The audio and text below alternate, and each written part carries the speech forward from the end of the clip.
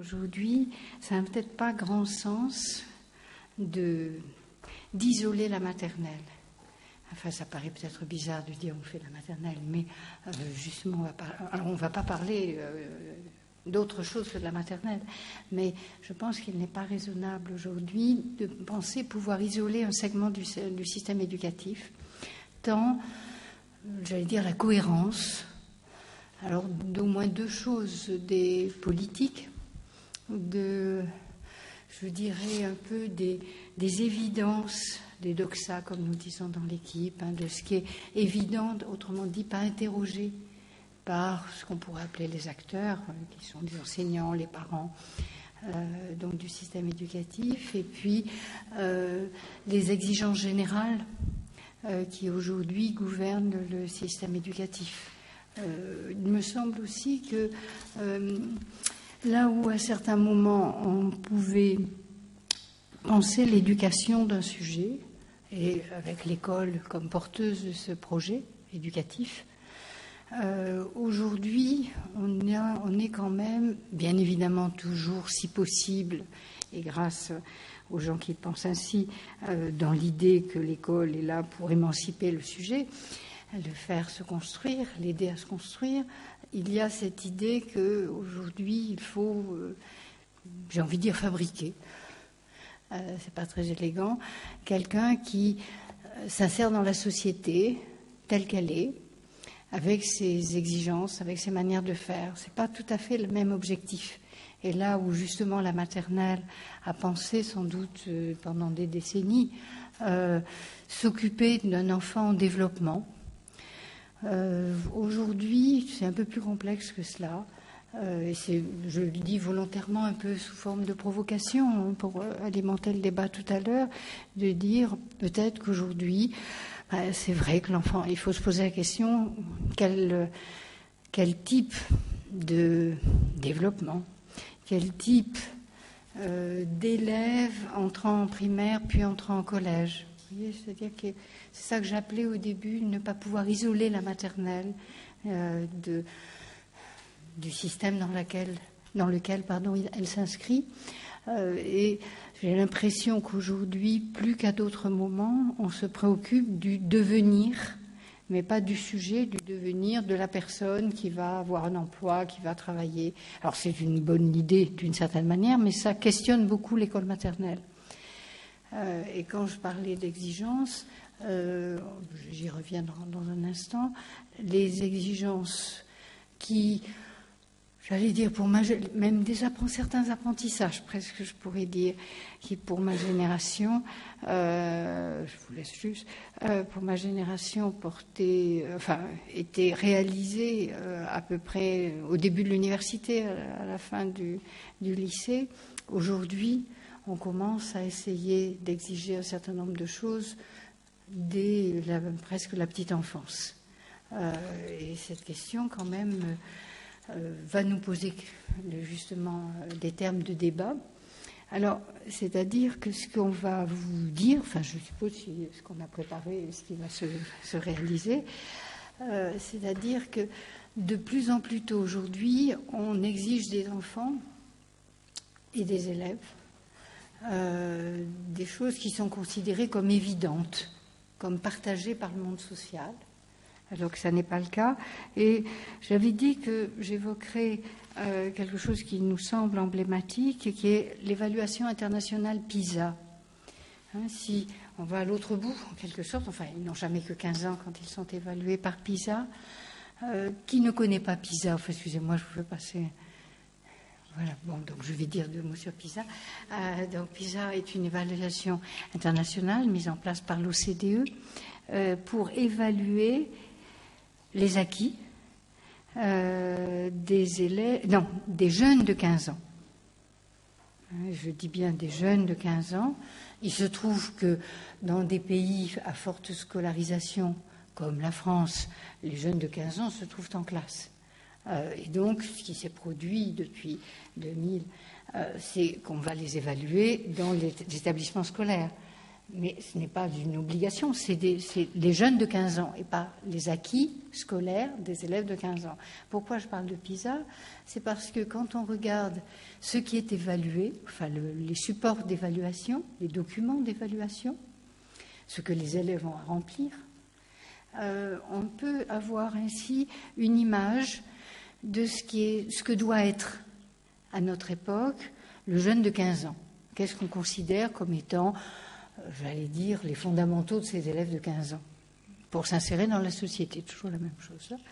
Et donc, ce que je peux dire, ce que ceux qui connaissent peuvent sans doute confirmer aussi, c'est que les savoirs scolaires, en tant que savoirs disciplinaires, sont absents. C'est-à-dire qu'on met les élèves en face de textes qui sont massivement des textes de la vie quotidienne, que ce soit en sciences ou pour évaluer la littératie, ça s'appelle les compétences de lecture et de compréhension, et d'écriture puisque les élèves doivent écrire, mais ce ne sont pas des textes scolaires. Ça va, je suis à peu près claire. C'est bien des textes de la vie quotidienne. Vous avez comme ça des contrats d'assurance, des plans, des lettres, enfin des textes produits par les adolescents eux-mêmes à propos de la fin dans le monde ou voilà, des textes de journaux. Ça va, vous vous faites une petite idée de ce que ça peut être. Et on leur demande deux choses. On leur demande de montrer qu'ils ont à peu près compris ce qui était dans les textes. On leur demande d'écrire leur propre opinion à propos de ce qui est dit dans les textes, que ce soit des textes donc de jeunes ou des textes de journaux. Et il me semble que ça montre bien ce qui est attendu aujourd'hui, à savoir qu'il ne s'agit pas d'être en mesure de montrer qu'on participe d'un patrimoine de savoir construit par l'humanité et qui correspondrait à un patrimoine d'ailleurs plus local de tel ou tel pays, mais on pourrait élargir. Il s'agit de montrer des capacités de traiter des documents. Garder traité, de faire quelque chose avec les documents, pas simplement de le comprendre, de le mettre en relation avec d'autres documents, avec des savoirs, c'est-à-dire d'avoir une capacité.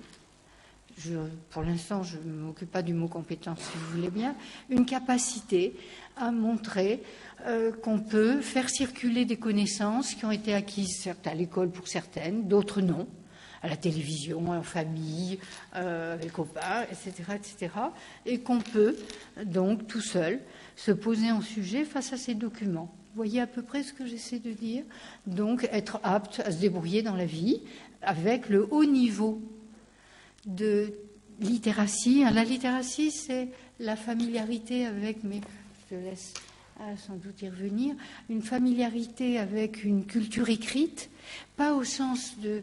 Enfin, nous ne l'utilisons pas en ce sens les uns ou les autres autour de la table, au sens de décodage, au sens où, j'allais dire au début du XXe siècle, à la fin du XIXe, on considérait qu'il fallait être capable de déchiffrer quelques lignes, d'être capable d'en écrire pareillement, de signer. C'est pas ça du tout.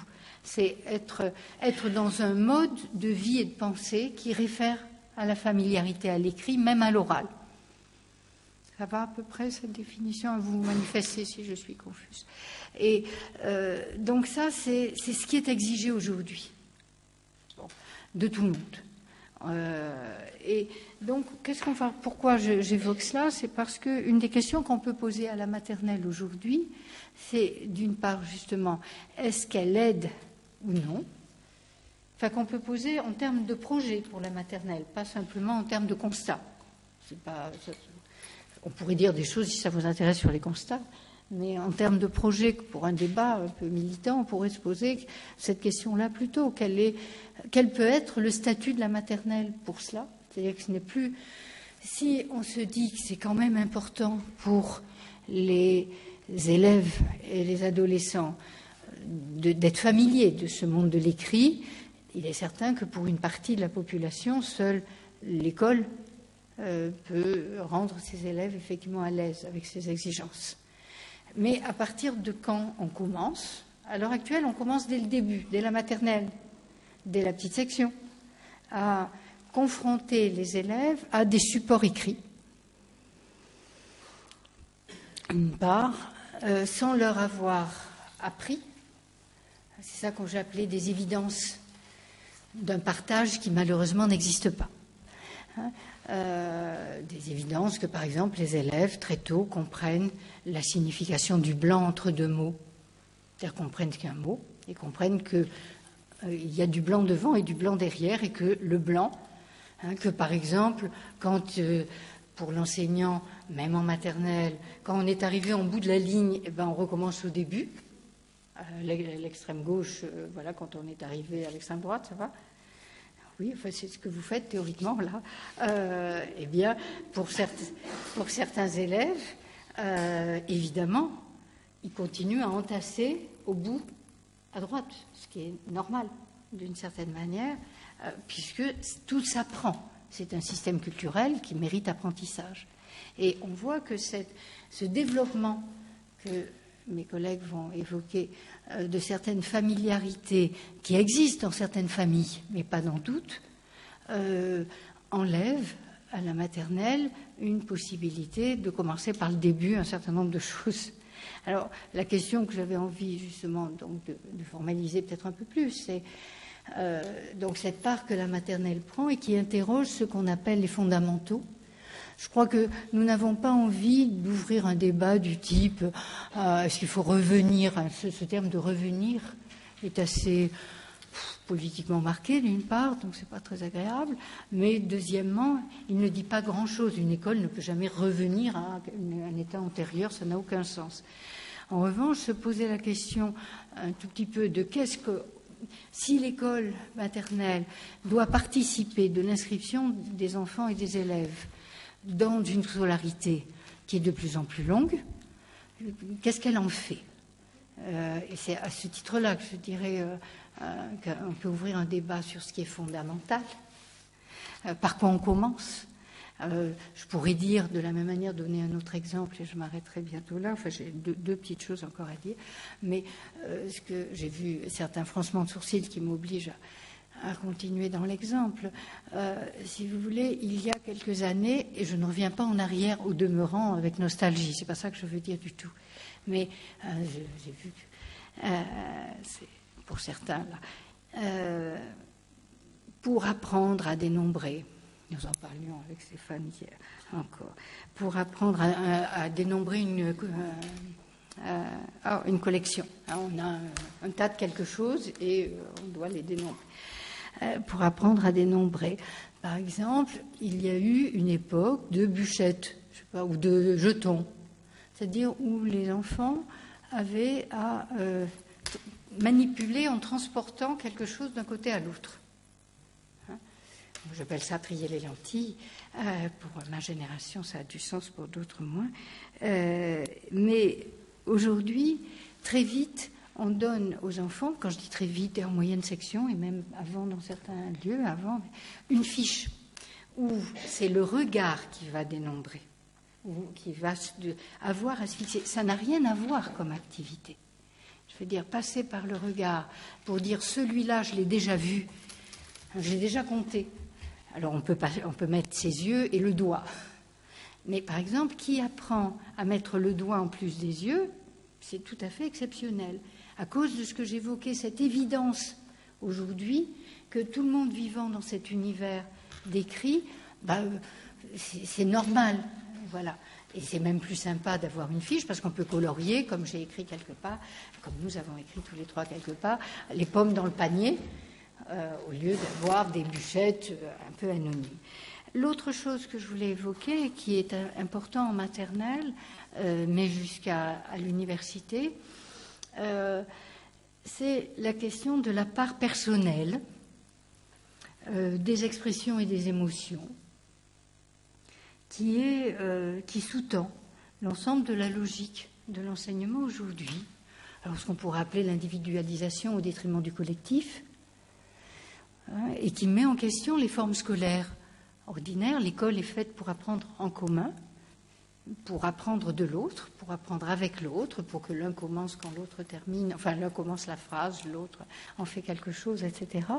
Et plus on est dans un système individualisé, plus cela pose question pour savoir comment on peut apprendre, alors à la fois ensemble et isolément, finalement, et avec cette idée qu'il est nécessaire que les élèves donc expriment ce qu'ils ressentent. Et de la même manière qu'on a à 15 ans la nécessité pour PISA de dire ce que l'on pense sur la fin dans le monde et je ne sais pas quoi, dès la maternelle, il faut dire ce que l'on pense de l'album que l'enseignant est en train de lire et du héros. Donc il y a très fortement, de la maternelle à l'université, cette question de l'opinion personnelle, le ressenti personnel, le statut, donc je dirais, des émotions, des expressions non construites éventuellement dans des savoirs. Alors, on a tous éventuellement des opinions, même les enfants, sur toutes sortes de choses, mais qu'en est-il? Voilà, je crois que c'était ces questions que je vous ai soulevées, parce que qu'est-ce qu'on fait de comment, enfin, du moins, est-ce que la maternelle participe d'aider les élèves à des sortes de déplacements, ou au contraire, les habitue à penser que l'école est le lieu, par exemple, de l'expression de soi, enfin, pas sous une forme aussi élaborée, évidemment, mais qu'on a le droit. Enfin, c'est pas droit en termes de c'est interdit, mais que c'est ça qui est attendu par l'enseignant et par l'école. Et donc, finalement, il me semble qu'aujourd'hui, il y a une remise en question assez forte, à la fois de ce qui faisait école, mais ce par quoi c'est remplacé est tellement difficile à mettre en place que je crains que ça ne mette tout le monde en grande difficulté si l'on n'est pas, en tout cas, j'allais dire un peu au fait, comme j'ai tracé le tableau à grands traits de tous ces enjeux en même temps dès la maternelle. Mais on peut ouvrir le débat, je crois que c'est à peu près ça, individuel, vie ordinaire, je crois que j'ai à peu près dit ce qui permettait de mettre en perspective l'ensemble des choses.